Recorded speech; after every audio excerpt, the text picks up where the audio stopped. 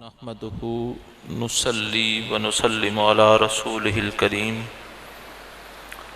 اما بعد اعوذ بالله من الشيطان الرجيم بسم الله الرحمن الرحيم يا ايها الناس اتقوا ربكم الذي خلقكم من نفس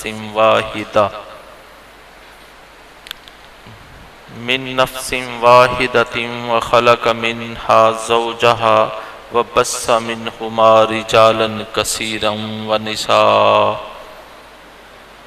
أما بعد إن الله وملائكته يصلون على النبي يا أيها الذين آمنوا صلوا عليه وسلموا تسليما الصلاة والسلام عليك يا رسول الله وعلى آلك وأصحابك يا حبيب الله الصلاة والسلام عليك يا نبي الله وعلى آلك وأصحابك يا محبوب الله الصلاة والسلام عليك يا رحمة للعالمين وعلى آلك وأصحابك يا شفيع المذنبين يا صاحب الجمال ويا سيد البشر من وجهك المنير لقد نور القمر لا يمكن الثناء كما كان حقه بعد از خدا بزرگ توئی قصہ مختصر آمنت باللہ صدق اللہ مولانا العظیم وصدق رسولہم نبی الکریم الامین المکین۔ سورہ نساء قرآن مجید کا 4 نمبر سورہ ہے اور اس کی پہلی آیت کو عنوان کے طور پہ میں نے پڑھا ہے۔ پچھلے جمعۃ المبارک پہ بھی ہم نے اسی آیت پہ بات کی تھی، آج بھی اسی آیت کے کچھ اور پہلو آپ کے گوش گزار کروں گا۔ اللہ رب العزت نے اس آیت مبارکہ میں عورتوں کی فطری تخلیق کا ذکر کیا ہے۔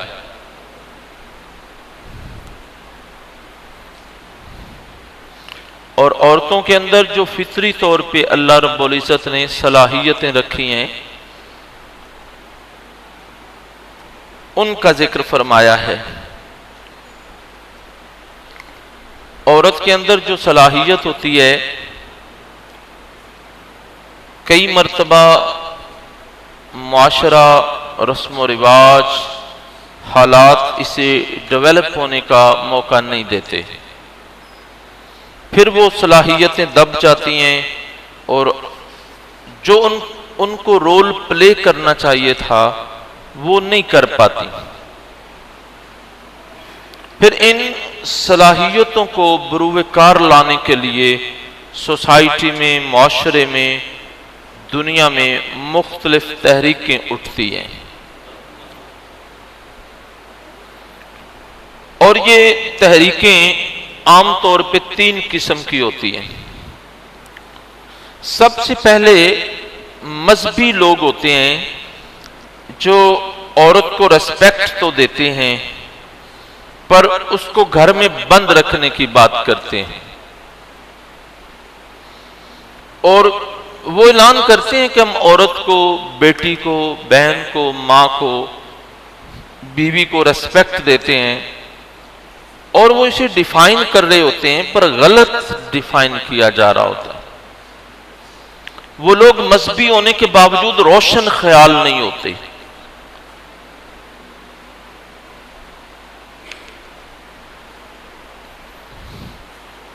اور قرآن و سنت کو گہرائی سے مطالعہ کرنے والے نہیں ہوتے، اور وہ اپنی سوچ میں یہ سمجھتے ہیں کہ ہم اس معاشرے میں عورت کا ٹھیک صحیح کردار پیش کر رہے ہیں، حالانکہ وہ انتہائی سوچ ہوتی ہے، یہ مذہبی انتہا پسندی اسے کہتے ہیں۔ پھر ان کے مقابلے میں پھر ایک گروہ اٹھتا ہے، ہر عمل کا ایک رد عمل ہوتا ہے۔ دوسرا گروہ عورت کے رول کی بحالی کا نام لیتا ہے، کبھی حقوق نسواں کی بات کرتا ہے، عورت کو عزت دینے کی بات کرتا ہے، معاشرے میں اس کے کردار کو اجاگر کرنے کی بات کرتا ہے، لیکن یہ بھی انتہا پسند ہوتے ہیں جس کے نتیجے میں پھر میرا جسم میری مرضی جیسی تحریکیں جو ہیں وہ جنم لیتی ہیں۔ یہ ہماری مذہبی انتہا پسندی کا نتیجہ ہے کہ اس طرح کی تحریکیں اٹھ کھڑی ہوتی ہیں۔ دو تحریکوں کا ذکر ہو گیا، ایک مذہبی تحریک تھی جو عورت کو عزت دینے کی تو بات کرتی ہے، پر اس کے اندر جو صلاحیتیں ہیں ان کو رول پلے کرنے کا موقع نہیں دیتی، اور دوسری وہ دین سے دور لوگ ہوتے ہیں، وہ عورت کو حقوق نسواں کے نام پہ، عزت اور ریسپیکٹ اور آزادی کے نام پہ وہ بالکل ہی دوسری طرف لے جاتے ہیں۔ تو یہ دونوں انتہائیں ہیں، دو کنارے ہیں، اور وہ دونوں نے حدوں کو توڑ رکھا ہے، ایک ابتدائی حد میں، ایک آخری حد میں۔ اصول یہ ہے کہ دریا اور سمندر خوبصورت لگتے ہیں جب تک وہ اپنی باؤنڈری کے اندر رہتے ہیں، جب ان کی حدیں توڑتی جائیں تو پھر دریاؤں اور سمندروں سے سیلاب آتا ہے۔ جن بستیوں نے نہر اور دریا کے پانی سے آباد ہونا تھا وہی بستیاں پھر برباد ہو جاتی ہیں۔ جن کھیتوں اور فصلوں اور باغوں پہ اس پانی سے بہار آنی تھی، نہر اور دریا کی حد ٹوٹ جانے سے وہی باغ، وہی فصلیں تباہ و برباد ہو جاتی ہیں، اس سیلاب کے پانی میں ڈوب جاتی ہیں۔ تو جب تک کسی شے میں توازن اور اعتدال نہ ہو وہ کبھی فائدہ دے سکتی نہیں ہے۔ دنیا میں جو بھی چیز اپنا توازن کھو دے، اعتدال کھو دے، اس کی خوبصورتی ختم ہو جاتی ہے، اس کے فوائد جو ہیں وہ بالکل ختم ہو جاتے ہیں، اس کا حسن ختم ہو جاتا ہے۔ کاروبار میں یہ بے اعتدالی ہو، بگڑا ہوا توازن ہو، حتیٰ کہ عبادت میں بھی توازن اگر بگڑ جائے تو یہ بھی بندے کی صلاحیتوں کو ختم کر دیتا ہے۔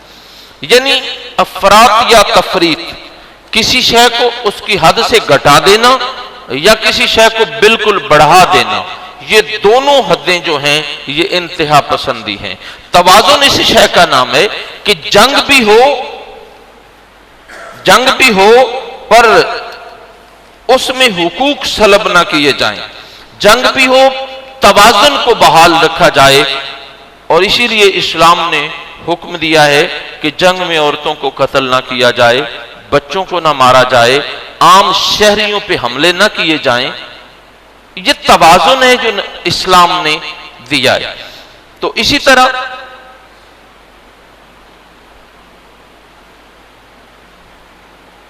یہ دو انتہائیں تھیں عورتوں کے بارے میں، ایک مذہبی انتہا پسندی اور ایک بے راہ روی والی میرا جسم میری مرضی۔ یہ ہماری قدامت پسندی کی وجہ سے یہ تحریکیں پیدا ہوئی ہیں، اور اس کے اندر ایک درمیانی سوچ تھی جو اسلام نے، قرآن و سنت نے دی ہے۔ اس راہ سے، توازن والے رستے سے ہم ہٹے ہیں تو پھر یہ پیدا ہوا ہے۔ عورت کے خوبصورت روپ تھے، عورت کے 4 کمال کے رشتے ہیں، یہ ماں ہے، بہن ہے، بیوی ہے، بیٹی ہے، چاروں رشتے جو ہیں وہ بڑے کمال کے ہیں۔ عورت بنیادی طور پہ، مرد اگر گھر میں تنخواہ لاتا ہے، کاروبار کرتا ہے، پیسے لاتا ہے، گھر چلانے کے لیے محنت کرتا ہے، تو عورت اس گھر کی مینیجر ہے، وہ گھر کے اندر تمام چیزوں کو مینیج کرتی ہے۔ بچے کو پیدائش سے لے کے پالتی ہے، پڑھاتی ہے، کھانا، گھر کی صفائی وغیرہ وغیرہ، یہ سارے کام جو ہیں عورت خوبصورت انداز میں کرتی ہے۔ اچھا، ہمارا نظریہ اس میں اصل تصور یہ ہے کہ اللہ رب العزت نے بہت ساری چیزیں عورت میں اسپیشلی طور پہ رکھی ہیں اور مرد میں ایز اے پارٹنر رکھی ہیں، اور کچھ چیزیں وہ ہیں جو مرد میں اللہ نے اسپیشل رکھی ہیں، عورتیں البتہ یہ کام کر سکتی ہیں۔ تو میرے سامنے قرآن مجید میں سورہ نساء قرآن مجید کا 4 نمبر سورہ ہے اور اس کی آیت نمبر 1 میں پڑھ رہا ہوں. ارشاد فرمایا یا ایھا الناس اتقوا، اے لوگو اللہ سے ڈرو، ربکم الذی جو تمہارا رب ہے، خلقکم من نفس واحدہ، اس نے تمہیں ایک جان سے پیدا کیا ہے، ایک جان سے پیدا کیا. وَخَلَقَ مِنْهَا زَوْجَهَا، اور پھر پیدا کیا ہے اس میں سے تمہارا جوڑ، زوج، تمہارا جوڑ پیدا کیا، جوڑا پیدا کیا ہے. اسے ہم عام طور پہ مفسرین نے عورت پڑھا ہے، پھر عورت کو پیدا کیا تمہارا جوڑا بنانے کے لیے، لیکن قرآن زوج کو صرف جوڑ کہتا ہے. چلیں پوری آیت میں اگر آپ توجہ سے دیکھیں تو 3 چیزیں اللہ بیان کرتے. ایک فرماتے ہیں میں تمہارا رب ہوں، دوسرا فرماتے ہیں کہ میں نے تمہیں پیدا کیا ہے، تیسرا فرماتے ہیں ایک جان سے پیدا کیا ہے، اور چوتھے نمبر پہ پھر عورت کی تخلیق کی بات قرآن کرتا ہے کہ عورت اور مرد ایک ہی جگہ سے پیدا ہوئے ہیں، دونوں کا اوریجن ایک ہے، اور بہت سارے معاملات میں عورت اور مرد برابر ہیں، اور بہت ساری چیزیں ہیں جو عورت میں زیادہ ہیں اور کچھ چیزیں ہیں جو مرد میں زیادہ ہیں، لیکن یہ جو سپیشلی کچھ صلاحیتیں عورتوں میں ہوتی ہیں کچھ مردوں میں ہوتی ہیں، یہ مرد کو قرآن نے عورت پہ کبھی بھی فضیلت نہیں دی ہے. یہ ماحصل اللہ کے قرآن کا اور نچوڑ ہے کہ مرد اور عورت کو قرآن نے برابر کہا ہے، برابر کی صلاحیتیں دی ہیں. ہاں کم و بیش ہیں، اگر مرد میں کچھ صلاحیتیں زیادہ ہیں عورت میں کم ہیں تو اس کے مقابلے میں کچھ صلاحیتیں عورت میں زیادہ ہیں مرد میں کم ہیں، لیکن ان صلاحیتوں کی کمی بیشی اللہ نے توازن کے لیے رکھی ہے کہ گھر چلانے کے لیے توازن قائم رہے. پر اس بنا پہ اللہ رب العزت نے عورت کو مرد کے بالکل برابر پیدا کیا ہے. تو میں قرآن مجید کا وہ ایک خاص لفظ جسے اللہ نے فرمایا وَخَلَقَ مِنْهَا زَوْجَهَا، اور اس میں سے مرد کا جوڑ پیدا کیا. جوڑ ہمیشہ کہتے ہیں برابر کا. آپ کشتی دیکھتے ہیں تو دونوں پہلوان جوڑ برابر ہو تو کشتی چلتی ہے نا جی. اگر ایک کمزور ہو اور ایک پاورفل ہو تو جوڑ بنتا ہے. تو اللہ رب العزت نے فرمایا یہاں پہ لفظ جوڑ کہ میں نے جوڑ، اور اسی جوڑ کو انگلش میں پیئر کہتے ہیں، ایکول اور یکساں کہتے ہیں، برابری، برابر پہ اللہ نے پیدا کیا ہے. مثال عربی زبان میں زوج جسے جوڑ کہتے ہیں، یہ 2 مرد بھی ہو سکتے ہیں، ان کو بھی جوڑ کہتے ہیں، 2 عورتیں بھی ہو سکتی ہیں، ان کو بھی جوڑ کہتے ہیں. جڑواں بچے پیدا ہوتے ہیں، جڑواں، وہ بیٹا اور بیٹی ہو تو پھر بھی جوڑ ہے، ایک بیٹا اور ایک بیٹی ہو تو پھر بھی جوڑ ہے. اس لیے قرآن مجید نے عورت کو جوڑ کہہ کے، توجہ ہے نا جناب، عورت کو جوڑ کہہ کے قرآن نے، عورت کو قرآن نے جوڑ کہہ کے ایک کنسپٹ دیا ہے کہ یہ مرد کے بالکل برابر ہے. ان کا باپ ایک ہے، ایک اوریجن ہے، ایک ہی جگہ سے مرد اور عورت پیدا ہوتے ہیں، اور ایک ہی پروسیس ہے اس کی کریشن کا، پیدائش کا. ایک ہی طریقے سے عورت بھی پیدا ہوتی ہے، مرد بھی پیدا ہوتے ہیں. کہیں پہ جب اللہ رب العزت نے فرق نہیں رکھا تو ہم مردوں کے عورت کو گھٹیا کیسے کہہ سکتے ہیں، کم تر کیسے کہہ سکتے ہیں؟ قرآن اسے جوڑ کہتا ہے. یہ لفظ زوجہ آپ نے سنا ہوگا، زوج اور زوجہ میں جوڑ ہے، عربی کا ایک قاعدہ ہے. ایک بڑا خوبصورت نقطہ، یہ میری گفتگو ذرا خشک ہے پر کنسپٹ بڑا کمال کا ہے. میں بھی پہلی مرتبہ کسی کو سنا رہا ہوں، ورنہ لوگ عام طور پہ اسے سمجھتے نہیں ہیں. عربی کا قاعدہ ہے کہ قرآن نے لفظ زوج عورت کے لیے استعمال کیا، جوڑ. ہم اسے زوجہ بھی کہتے ہیں، آگے ہاں لگا کے یہ زوج مذکر ہے، اسے مؤنث بھی بنا لیتے ہیں. مذکر اور مؤنث کی جب بات ہوتی ہے تو ایک تاثر پایا جاتا ہے کہ مذکر ذرا پاورفل ہے، مؤنث ذرا کمزور ہے. تو اللہ رب العزت نے جب قرآن میں عورت کا تذکرہ کرنا تھا تو خدا نے لفظ زوجہ نہیں، لفظ زوج استعمال کیا. زوج کا معنی ہے جوڑ اور برابر، اور یہ وہ لفظ ہے جو مذکر کے لیے بھی استعمال ہوتا ہے اور مؤنث کے لیے بھی استعمال ہوتا ہے۔ عربی لغت کی کیٹیگریز ہیں، کچھ اعلیٰ لغتیں اور کچھ کمزور لغتیں ہیں۔ جس طرح ہم پنجابی بولتے ہیں تو مختلف علاقوں کی پنجابی ذرا مختلف ہوتی ہے، لہجوں میں فرق ہوتا ہے، اسی طرح عربی زبان میں مختلف قبائل کے مختلف لہجے ہیں، اور اسے پھر زبان کے ماہرین نے الگ الگ حیثیت دی ہے کہ یہ اعلیٰ لہجہ ہے، یہ ذرا ہلکا لہجہ ہے۔ تو جو اعلیٰ لہجہ ہے نا لغت کا اعلیٰ معیار، اس میں زوج کا لفظ استعمال ہوتا ہے عورت کے لیے، زوجہ کا نہیں ہوتا۔ اور جو لغت ردیہ ہے، ہلکی لغت ہے، کمزور ہے، اس میں لفظ زوجہ استعمال ہوتا ہے۔ تو قرآن مجید نے جب عورت کا ذکر کرنا تھا تو مؤنث کا لفظ زوجہ سرے سے لیا ہی نہیں ہے، پورے قرآن نے جہاں جہاں پہ عورت کا ذکر کیا لفظ زوج سے کیا ہے، اور زوج کا معنی ہے برابر، جوڑ، برابری کی بات کی۔ لفظ زوجہ ہی پورے قرآن میں استعمال نہیں ہوا عورت کے لیے۔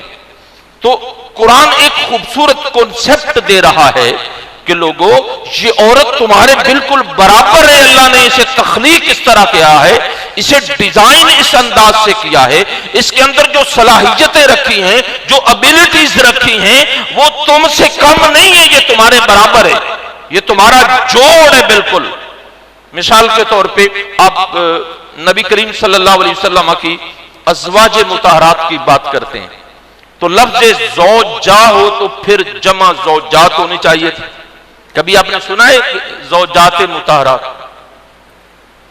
لیکن قرآن میں جو خوبصورت لفظ تھا جس میں کم طریقہ کوئی شائبہ نہیں تھا، وہ زوجہ کی بجائے زوج استعمال کیا ہے، اور زوج کی جمع ازواج، تو ہم ازواج مطہرات کہتے ہیں نبی کریم صلی اللہ علیہ وسلم کی بیویوں کو، ازواج مطہرات، زوج نہیں کہتے، زوجہ نہیں کہتے، زوجات نہیں کہتے۔ چلیں میں اس حوالے سے قرآن پڑھنے لگا ہوں، میرے سامنے قرآن مجید کا 2 نمبر سورہ ہے اور اس کی آیت نمبر 35 پڑھ رہا ہوں۔ اللہ رب العزت ارشاد فرماتے ہیں، یا آدم اسکن انت، اے آدم تو رہ، انت تو، وزوجک الجنت، اور تیری بیوی دونوں جنت میں رہو، تم دونوں جنت میں رہو تم۔ یہاں پہ جو لفظ قرآن ہے انتا تو وزوجو، اور تیری زوج، مؤنث کا لفظ معنی سیغہ نہیں استعمال کیا، قرآن نے زوج کہا ہے۔ اچھا زوجہ اگر ہوتا تو پھر زوجاتو کل جنت ہونا تھا، تو قرآن نے یہاں پہ مؤنث کا سیغہ استعمال ہی نہیں کیا، فرمایا آدم تو اور تیرا زوج تم دونوں جنت میں رہو۔ میرے سامنے قرآن مجید کا 15 نمبر سورہ ہے السورہ حجر، اس کی آیت نمبر 88 میں پڑھ رہا ہوں، فرمایا متعنا بہ ازواجا منہم، ہم نے ان سے جوڑے بنائے۔ سورہ زاریات میں یہ 51 نمبر سورہ ہے، اس کی آیت نمبر 49 میں اللہ نے فرمایا من کل شیء خلقنا زوجین، ہم نے ہر شے کے جوڑے پیدا کیے۔ یہ جوڑ برابر کا ہو تو جوڑ کہلاتا ہے، کم تر کبھی جوڑ نہیں کہلاتا۔ اسی طرح پھل پودے اور درخت ہیں تو اللہ رب العزت نے 20 نمبر سورہ طٰہٰ میں آیت نمبر 53 میں ارشاد فرمایا ازواجا من نبات شتیٰ، ہم نے طرح طرح کے نباتات کے بھی جوڑے بنائے، جوڑے بنے برابر کے۔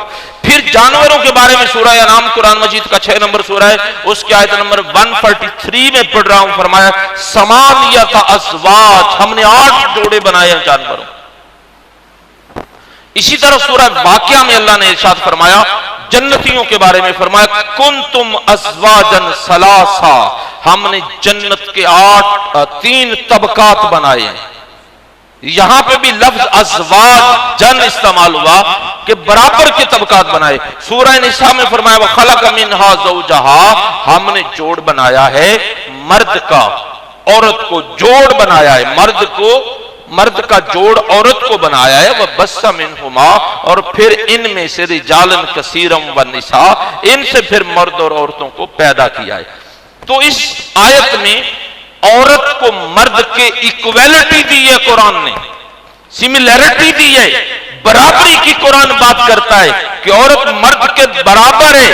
اس برابری کے حق کو ہم نے سلب کیا تو پھر ہمارے معاشرے میں یہ میرا جسم اور میرا مرضی والی تحریکیں اٹھی ہیں.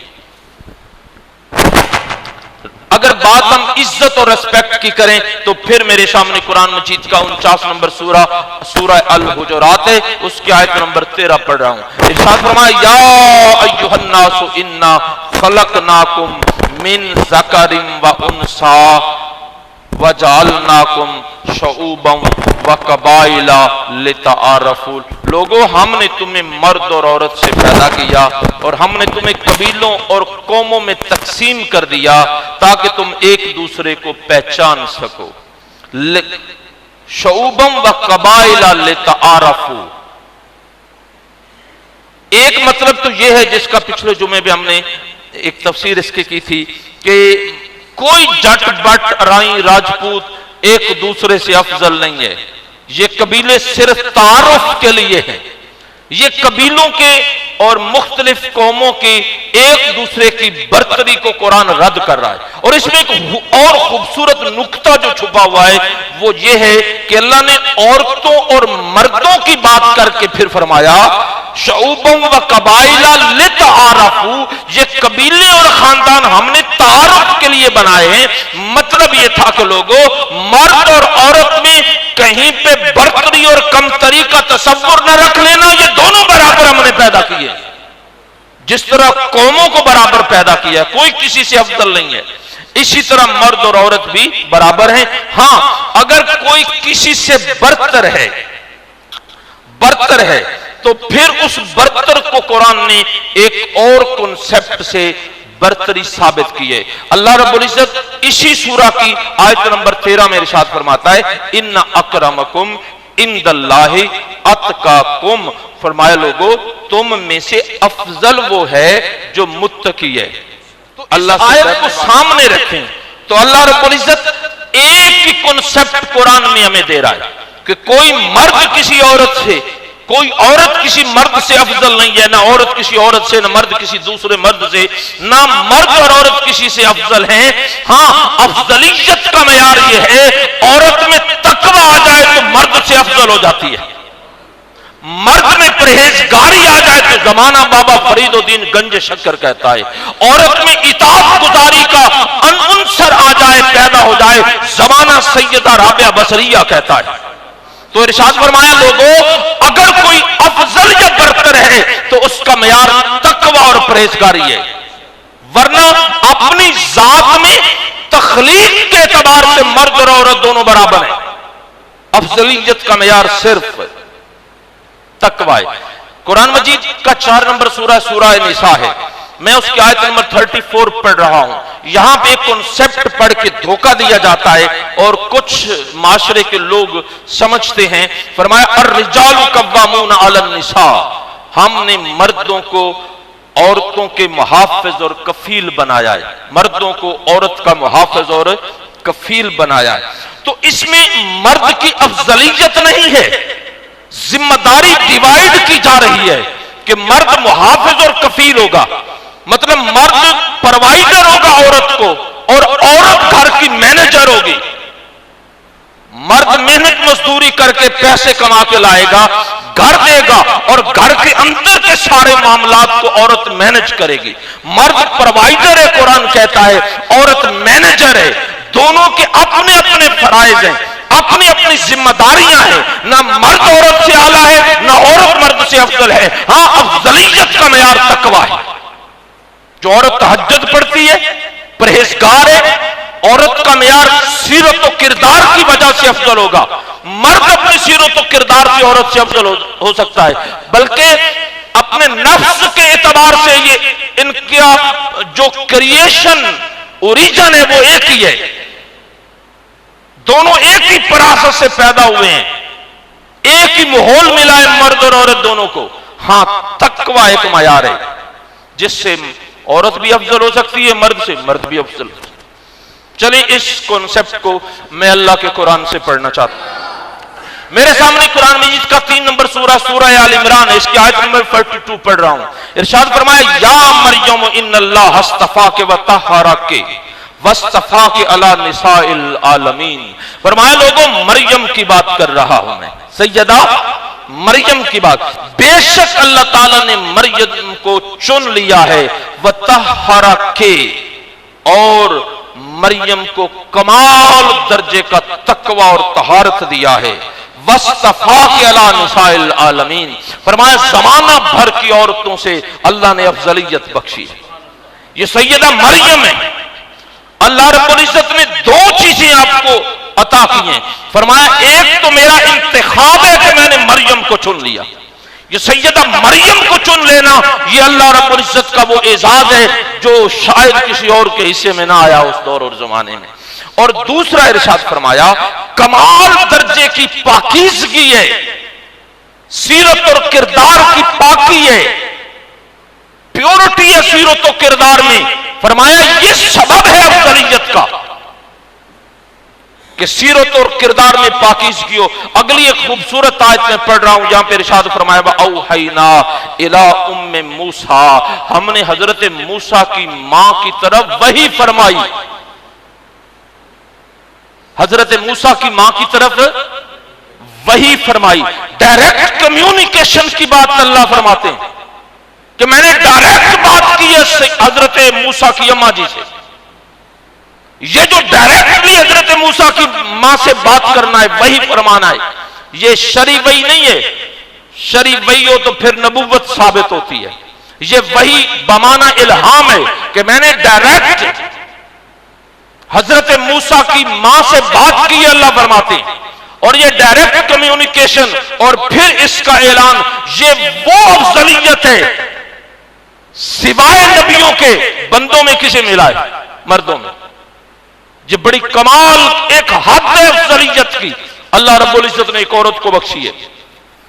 چلیں میرے سامنے سورہ تحریم 66 نمبر قرآن مجید کا سورہ ہے اور اس کی آیت نمبر 11 پڑھ رہا ہوں۔ ارشاد فرمایا وَضَرَبَ اللَّهُ مَثَلًا لِلَّذِينَ آمَنُوا، اللہ ایمان والوں کے لیے ایک مثال بیان کرنے لگا ہے۔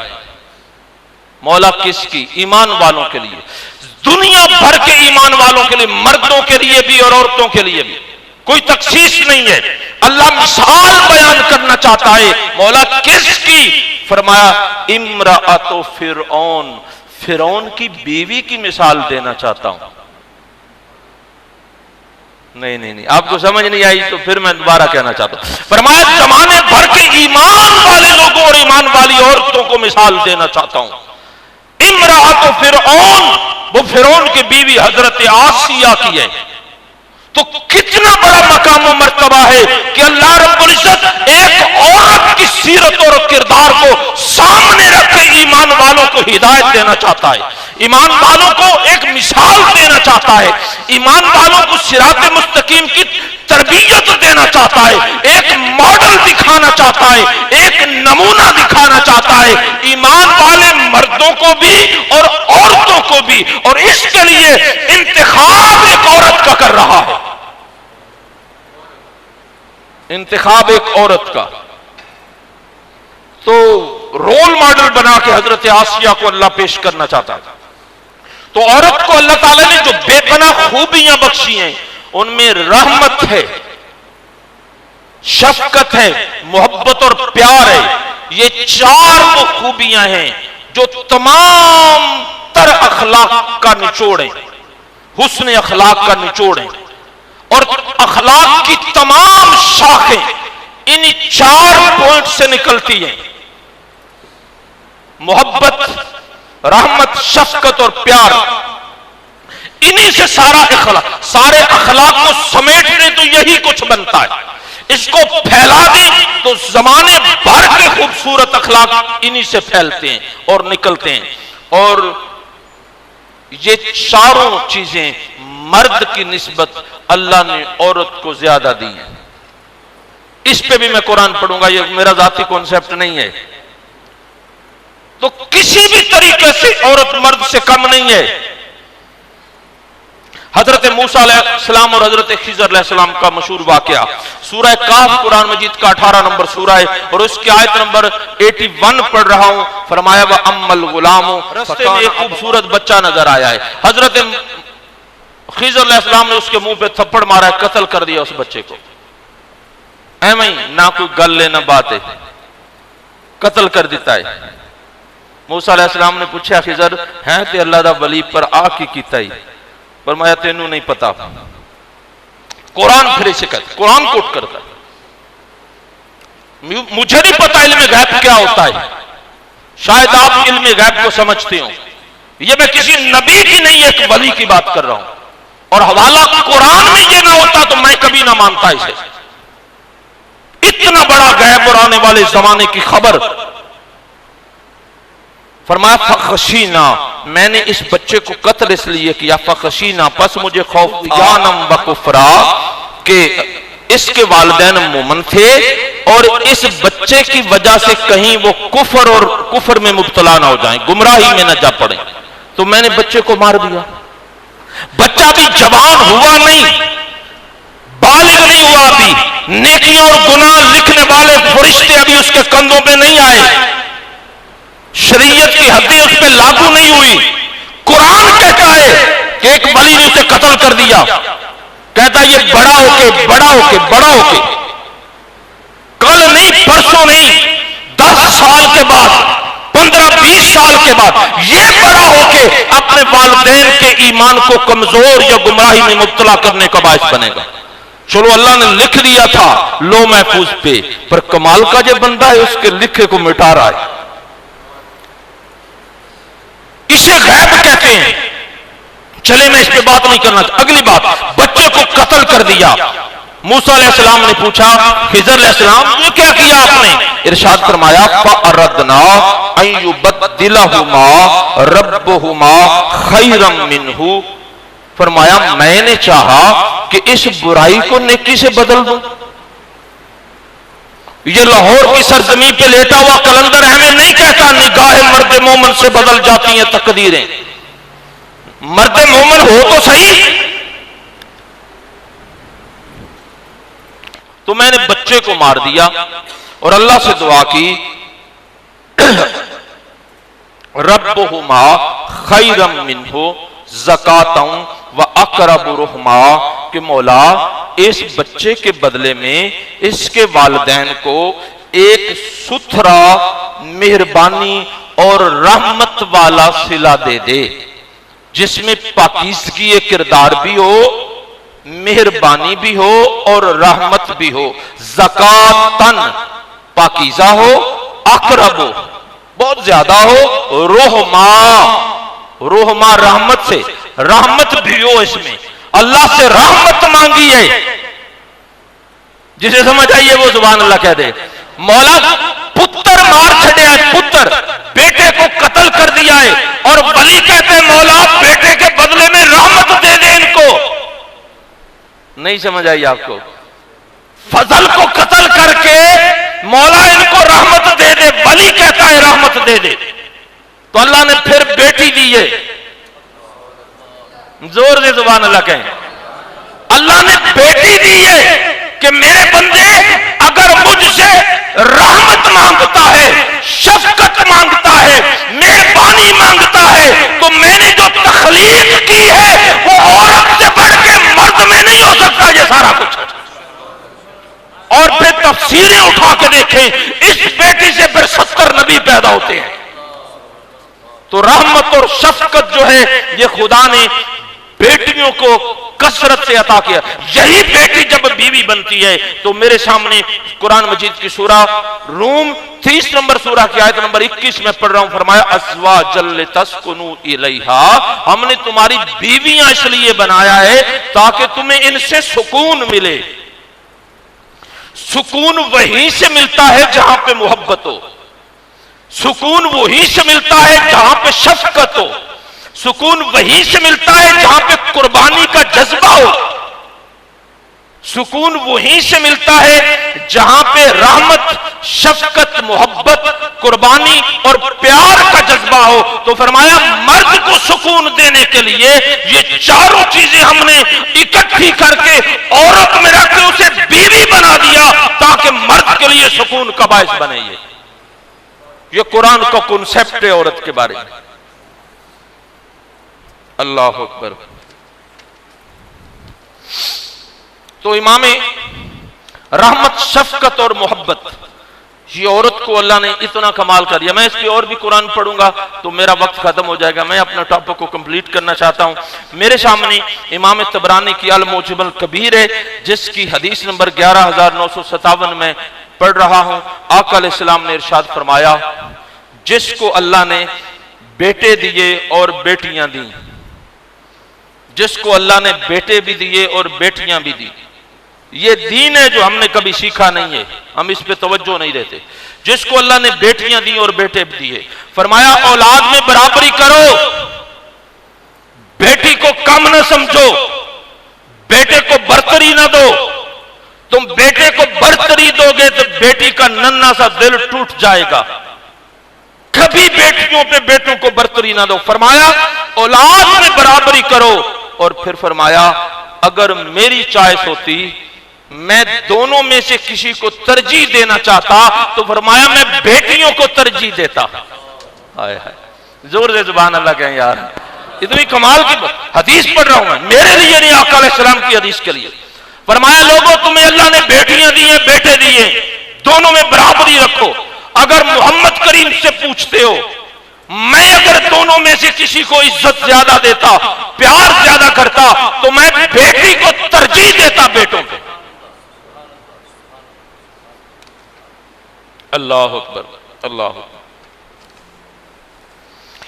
اور میرے سامنے صحیح بخاری شریف کی کتاب الزکات کی میں ایک حدیث پڑھ رہا ہوں، حدیث نمبر 1352 پڑھ رہا ہوں۔ اللہ رب العزت، نبی کریم صلی اللہ علیہ وسلم نے ارشاد فرمایا، جس کو اللہ نے صرف بیٹیاں دی، بیٹا نہیں دیا، صرف بیٹیاں دی، اور وہ سمجھے کہ اللہ نے میری آزمائش کی ہے بیٹے نہ دے کے، فرمایا وہ شخص احسان کا رویہ رکھے اپنی بیٹیوں سے، پیار کرے بیٹیوں سے، ارشاد فرمایا پھر ان کو پال دے، پھر ان کی اچھی پرورش کرے، قیامت کے دن وہ بیٹیاں جہنم سے آڑ بن جائیں گی۔ حدیث کی دنیا میں لاکھوں حدیث ہوں گی، ہزاروں حدیث کی کتابیں ہوں گی، کسی ایک حدیث میں لا کے دکھا دیں کہ بیٹا جہنم سے آڑ بنے گا باپ کے لیے۔ فرمایا نہ، قربانی کا وہ جو جذبہ بیٹی میں خدا نے رکھا تھا، عورت میں رکھا تھا، جس عورت نے گیلے بسترے پہ آپ سو گئی سرد اور ٹھنڈی رات، جب باپ کو دوزخ کی طرف فرشتے لے جانے لگیں گے، فرمایا یہ آگ بن جائیں گی دوزخ کی طرف، دوزخ میں نہیں جانے دیں گی۔ مولا یہ ہمارا ابا ہے، ہمارا باپ ہے، یہ وہی قربانی میدان معاشر میں بھی باپ کے کام آئے گی۔ تو یہ فیضان صرف ایک عورت سے مل رہا ہے۔ چلیں، میرے سامنے صحیح مسلم شریف کتاب البر والصلہ کی ایک حدیث ہے، آقا علیہ السلام نے ارشاد فرمایا ہے، اور اس حدیث کو امام ترمذی نے ترمذی شریف میں اور ابن ابی شیبہ کے مصنف نے اپنی کتاب مصنف ابن ابی شیبہ میں اس حدیث کو روایت کیا ہے۔ فرمایا جس کو اللہ دو بیٹیاں دے اور وہ ان کی پرورش کرے، پالے اور تربیت کرے، فرمایا قیامت کے دن وہ بندہ اور میں ان دو انگلیوں کی طرح ساتھ ہوں گے۔ آقا علیہ السلام نے اپنی شہادت کی انگلی اور بڑی انگلی ملا کے ارشاد فرمایا جس کو اللہ دو بیٹیاں دے وہ ان کی محبت سے پرورش کرے، پالے، جوان کر دے، تربیت سکھائے، اخلاق سکھائے۔ ارشاد فرمایا قیامت کے دن میں اور وہ بندہ یوں اکٹھے ہوں گے۔ یہ اگر آپ اسے پنجابی میں ٹرانسلیٹ کرنا چاہیں، فرمایا اس کا بازو میں نے پکڑ کے اپنے بغل میں رکھا ہوگا، یا اس کے کندھے پہ اپنا ہاتھ رکھ کے اپنے ساتھ ملایا ہوگا۔ جس طرح یہ انگلیاں ملی ہوئی ہوں گی، قیامت کے دن میں محمد اور میرا وہ امت یوں ملے ہوئے ہوں گے۔ کس کی وجہ سے؟ بیٹی کی وجہ سے۔ فرمایا میں اسے جنت میں لے جاؤں گا۔ تو بیٹی بہت سارے کام نہیں کرتی، گھر کا بجٹ بیٹی ترتیب دیتی ہے، وہ گھر کی مینیجر ہے، گھر کو چلاتی ہے، گھر کا انتظام مرد تو تنخواہ لاتا ہے، پروائیڈ کرتا ہے، پروائیڈر ہے، پر عورت مینیجر ہے، اس کی ذمہ داریاں الگ ہیں، اسے پتا ہے کہ میں نے کیا کیا گھر میں لانا ہے، کیا کس طرح گھر کو چلانا ہے۔ تو یہ میں ایک آخری بات کر کے اپنی گفتگو سمیٹنے لگا ہوں، بحیثیت باپ اور بھائی ہماری بھی ذمہ داری ہے کہ قرآن نے بیٹیوں کو جن چیزوں کا امین بنایا تھا، ان کی تربیت کی تھی، قرآن نے ان کی بیٹیوں کی تخلیق میں اللہ رب العزت نے جو عنصر رکھے تھے، ہم نے ان کو ڈیولپ کرنا ہے، وہ پاکیزگی کردار ہو یا خوبصورت اخلاق ہو، وہ قربانی کا جذبہ ہو یا جذبہ رحمت و محبت اور شفقت ہو، ہم نے اسے نکھارنا ہے بحیثیت باپ، بحیثیت بھائی، ان کی تربیت کرنی ہے کہ خدا نے تمہیں اس مقصد کے لیے پیدا کیا ہے، تم نے یہ کام کرنے ہیں، اپنے گھر کو آسان طریقے سے اس کی مینجمنٹ کرنی ہے۔ گھر کی مینجمنٹ میں 3 چیزیں اہم ہوتی ہیں، سب سے پہلے ضروریات ہوتی ہیں، پھر سہولیات ہوتی ہیں، پھر تعیشات ہوتی ہیں۔ تو گھر کی جو آمدنی ہے وہ بیٹی کی، بیوی کی، بہن کی، ماں کی ذمہ داری ہے جو گھر میں ذمہ دار ہو کہ سب سے پہلے وہ ضروریات پہ توجہ دے، ضروریات کو پورا کرے، اگر پیسے بچیں تو پھر سہولیات پہ توجہ دے۔ مثال کے طور پہ بجلی کا بل پے کرنا ضرورت ہے، اے سی لگانا سہولت ہے، ہاں باہر کسی ریسٹورنٹ میں جا کے مہینے میں 1-2 مرتبہ کھانا کھانا یہ تعیش ہے۔ اگر ضرورتیں پوری ہو جائیں پھر سہولتوں پہ توجہ دی جائے، سہولتوں سے پیسے بچ جائیں پھر تعیشات کی طرف دیکھا جائے۔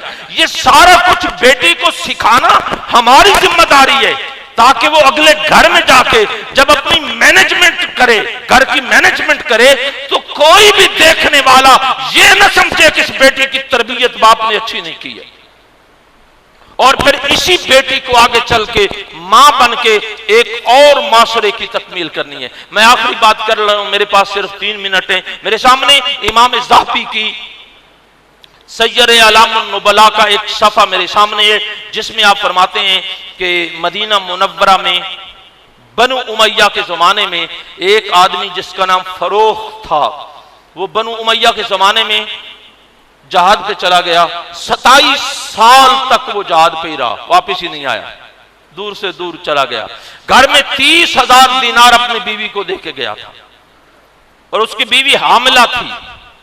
27 سال کے بعد جب وہ واپس لوٹا تو گھوڑے پہ سوار ہے، نیزے سے دروازہ کھٹکھٹایا تو اندر سے ایک 26 سالہ نوجوان نکلا۔ ان کا اختلاف ہو گیا، بابا کہتا ہے گھر میرا ہے، اور وہ نوجوان کہتا ہے یہ گھر میرا ہے۔ اختلاف ہوا، اندر سے اس بچے کی ماں آئی چل کے، اس نے اپنے خامد کو پہچان لیا، اس نے بتایا یہ تیرا باپ ہے، 27 سال پہلے گیا تھا، اب واپس آیا ہے۔ اسی دوران زور کا وقت ہو گیا، بابا جی نے غسل کیا، کپڑے چینج کیے، نماز زور پڑھنے کے لیے مسجد نبوی میں گیا، تو وہی نوجوان حضرت ربیہ رائی اس کا نام تھا، یہ مدینے کا عظیم محدث بن چکا تھا۔ اس نے اپنے کپڑے سٹ کیے، سر پہ امامہ باندھا، بڑے ٹور سے مسجد نبوی میں بیٹھا، درس حدیث دے رہا ہے، اور ایک زمانہ اور راش اس سے درس حدیث سن رہا ہے، بڑے بڑے عظیم لوگ حدیث سننے کے لیے سر جھکائے اس کے سامنے بیٹھے ہیں۔ تو یہ فروخ لوگوں سے پوچھتا ہے کہ یہ نوجوان کون ہے؟ تو انہوں نے بتایا یہ حدیث کا امام حضرت ربیہ رائی ہے، اور یہ تیرا ہی بیٹا ہے۔ آشش کر اٹھا، گھر واپس آیا، اپنی بیوی سے پوچھتا ہے کہ تم نے بیٹے کی کمال تربیت کی ہے، آج تو مسجد نبوی میں نے جو منظر دیکھا ہے میرا دل خوش ہو گیا، پر جو 30,000 دینار میں تجھے دے کے گیا تھا وہ کہاں ہے؟ تو اس بیوی نے کہا کہ اب تو یہ بتا کہ 30,000 دینار چاہیے یا وہ محدث بیٹا چاہیے؟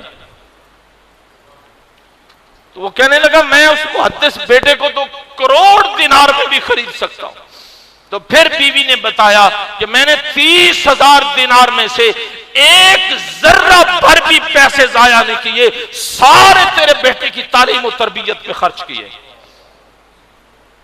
یہی عورت معاشرے کو مجاہد بنا کے دیتی ہے، یہی عورت صلاح الدین ایوبی کو پیدا کرتی ہے، یہی عورت محمد بن قاسم پیدا کرتی ہے، یہی ابو حنیفہ جیسی عظیم ہستیوں کو جنم دیتی ہے، اور جس نے حضرت ربیعہ رائی کو جنم دیا ہے۔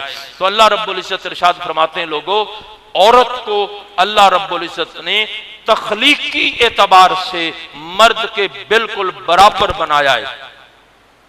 قرآنک کانسیپٹ یہ ہے کہ مرد عورت سے افضل نہیں ہے، عورت بھی مرد سے کم تر نہیں ہے۔ ہاں دونوں میں اگر برتری آپ تلاش کرنا چاہیں تو وہ سیرت و کردار سے برتری تلاش کی جائے گی، وہ پاکیزگی کردار کی بنیاد پہ ہوگی، جسے اللہ نے فرمایا سورہ الحجرات میں ان اکرمکم عند اللہ اتقاکم، وہ تقوی کی بنیاد پہ برتری ہوگی، ورنہ مرد اور عورت آپس میں بالکل برابر ہیں۔ مرد کو عورت کو عزت دینی چاہیے، عورت کو مرد کی ریسپیکٹ کرنی چاہیے۔ یہ قرآن کا ایک خوبصورت اسلوب ہے۔ اللہ رب العزت ہمیں عمل کی توفیق عطا فرمائے۔